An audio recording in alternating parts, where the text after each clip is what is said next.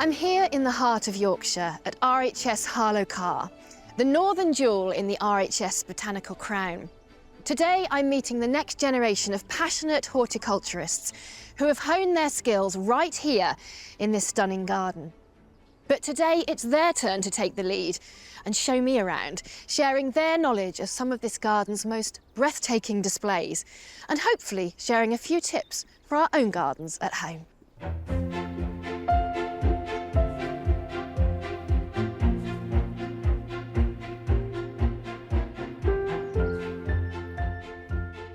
Now, Otto, tell me about your role here in the gardens then. So I work as a horticulturist on the floral team, which is in charge of the more formal side of the garden. And how long have you been here for? So I started as an apprentice in 2022. And now you're here full time? Yeah, exactly. And yeah. we're in this incredible wintry themed garden. What is this area known as? So this is the Winter Walk. It was designed beginning in 2006 to have an area that's focusing on winter interest as a bit of a gradient going out from the formal parts of the garden into the woodland. It's full of colour, the vibrant yellows, and what's interesting, mixing in the shrubs, like the choisia, with the yellow cornus as well. Is that something you love about this area, the variety? Well, definitely, and it's the sharp contrast as well. It's the planting of the galanthus alongside the cornus and the stark differences in colours, combinations that you do see, but on this larger sort of swathe and scale, really have a lot of impact. Of course, you're in a real extreme position here by the Yorkshire Dales. It's the furthest north RHS garden. Yeah, exactly, yeah. Is that a challenge? It is a challenge, yeah. We face a lot of issues with snow damage potentially, frost damage. We have to pick particular plants that we know are going to be hardy enough to withstand these conditions, but that's kind of the whole point of Harlow Carr. It was there to demonstrate what you can grow in this sort of climate.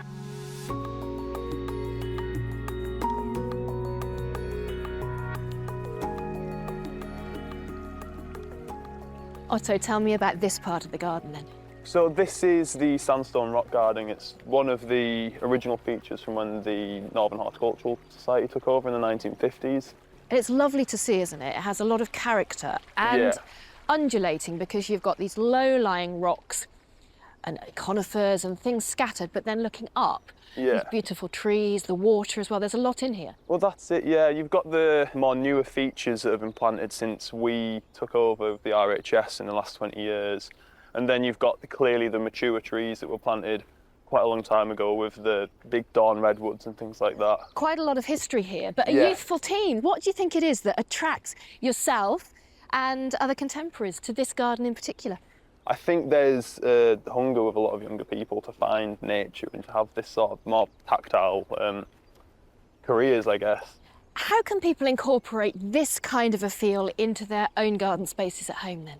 Well, I think we can take little pockets of the planting that we have here, things like the evergreen ferns, slow-growing conifers, other sort of woody perennials and shade-loving perennials. You can just start getting creative and just start putting things in and see what looks natural and what works for your garden. Well, it certainly worked for your garden. It's looking very creative.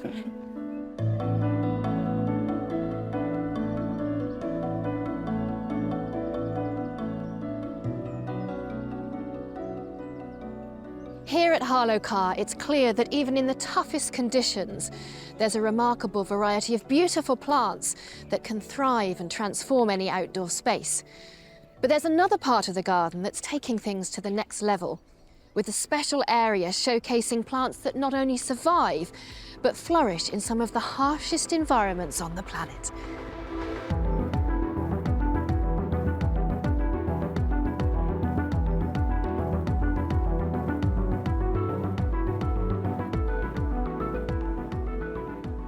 Now, Lauren, you're in charge of some pretty important plants here, aren't you? Yes, I am. So I started in August as an Alpine and Streamside Specialist Placement student, which is a bit of a mouthful, but that means I get to look after some of these incredible plants that we have here in the Alpine house and outside in the garden as well. How do you define an alpine plant then? So the true definition of an alpine is a plant that lies between the space of permanent ice and snow and the tree line in a high altitude area such as a mountain. But that sort of has changed in the last couple of years to include more sort of dwarf varieties of stuff. And this collection that you have, Do you have particular favourites? It's difficult, I know, but are there any plants that particularly stand out at this time of year for you? Yeah, I mean, there's all the Draba collection. That's just incredible. They're just so colourful at this time of year, and they're a very specific cushion plant that hang off rock cliff faces, and they're just so colourful. And people can grow them in their gardens, really, couldn't they, if they had rocks, I guess? Yeah, they could, yeah, as long as they're sort of in a sheltered position, they're not getting any moisture in the summer, they hate that. You've got the daffodils, the crocus, the little cyclamen as well, and so much colour at this time of year. Yeah, there is quite a lot. People tend to come in and be shocked at the amount of colour that you actually can have in your garden at this time of year, because they think of it sort of as mulching time and cutting back, but there's a lot that you can put in your garden. And is there something I can help you out with today? Because I'm sitting here at the moment doing not a lot and I'm feeling a bit guilty.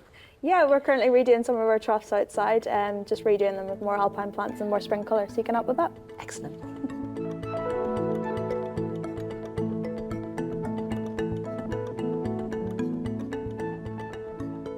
Right, we've got one aged, beautiful stone trough. What's the first step here? Yeah, so we're going to be building a sort of crevice-style trough with a lot of different sort of planting pockets, a lot of different environments. So your mix, talk me through what you've got in the different buckets. Yeah, so this is our top dressing, so this will actually go on last. This is just to sort of keep the moisture away from the bottom of the plant so they don't rot off.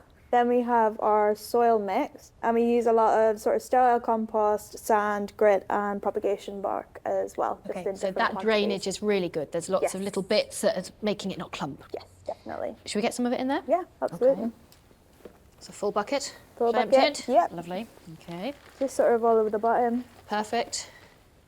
So next we would plunge your rocks, and so the way you want to plunge your rocks is sort of place them in sort of like a natural strata, like you'd find them in the wild. And this is like crevice gardening, as you said. So could I, Yeah. like that? Another one, or do you think that's enough for now? I would just put them all in. Okay, all of them? Just go for it. This is quite therapeutic, actually. I'm It going to put is. him there. Yeah. This is a go for it. large mountain at the back. So plants then, we've got a real selection at the back Yeah. here. Something like this, the crocus. Yeah. So this is a plant a lot of people will recognise from gardens, isn't it? So, Yeah. But really alpine in habit often. Yes, sort of more your alpine meadows, sort of down towards, not so high up as your true alpines. I'm going to put him right at the front there. Next we could put in a campanula. Okay, so little bell-like flowers, aren't they, companions? Yes, yeah, sort of purple bells. Want it trailing over a corner, sort of create that beautiful purple mat. Now I'm going to take up the back here, I can see, because I love my bulbs. Narcissus cyclaminius. I'm going to pop him in there. And I guess you don't want to overpack them, because the plants, you want to give them room to grow and expand, don't you? Yeah, they'll spread quite a lot. It just might take them a couple of years, but you don't want to overpack the trough too much. So now, top dressing? Yeah. Final bit there. Yep. So sort of your... That's really nice, a different colour. And the sun's come out as well, look. Just what we need. And so a sunny position for this. Yes, definitely. Full sun, slightly shaded is ideal. So you're happy? Yeah, definitely. I've passed the test. Absolutely. Brilliant.